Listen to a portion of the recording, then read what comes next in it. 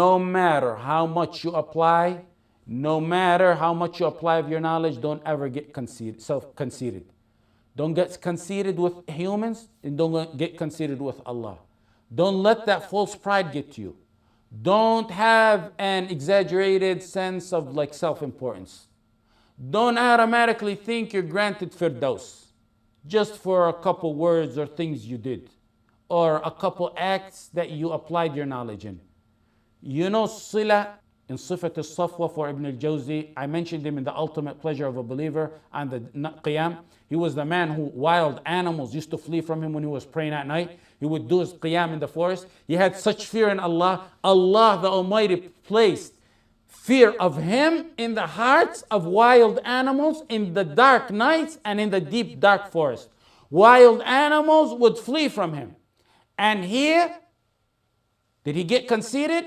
Did he say, I pray all night and look at me and who I am? The man who used to pray all night and then run back to where the army is so they won't figure out that he was praying all night. He pretended like he was sleeping all night long. Did he get conceited that he was blessed with a miracle from Allah that wild animals used to run away from him at his sight when he was praying? When he finished his salah, he would say, Ya Rabbi ajirni minna an-nar awa mithli yas'alul jannah. Awa mithli yas'alul jannah.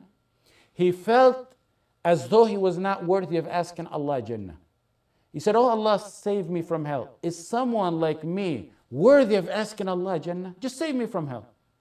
No matter what you do of application of your deeds, never get swell-headed with Allah. Ibn al-Jawzi in Sayyid al-Khatir said, I seen some who worshipped Allah and then after a time frame, they paused. And then they would bolster saying, I worshipped Allah so much that no one worshipped like me. But now I'm weak. Umar al-Faruq granted the place in heaven. Terrorized the shaitan. Quran comes in accordance to what he says many times. A man the Prophet ﷺ dreamed of. A man who gave justice to a sheep, to a Jew, to a Christian under his rule, to a Muslim. Umar says, I wish I get resurrected with nothing for me and nothing against me. Sufyan al-Thawri, the man of hadith. Ali ibn Fudayl said, I walked around the Kaaba 7 times and Sufyan al-Thawri was in sujood. The span of his sujood, one sajda, is walking around the Kaaba 7 times. Ibn al-Mubarak said, I wrote about 1,100 shuyukh. Sufyan was the best with no comparison. Amir al-Mu'mineen, his name is Amir al-Mu'mineen in hadith. Yahya ibn Ma'in said he's Amir al-Mu'mineen in hadith. Yahya ibn Ma'in is equivalent nearly to Imam Ahmad ibn Hanbal. He said Sufyan al-Thawri Amir al-Mu'mineen bil hadith. Did he get swell-headed?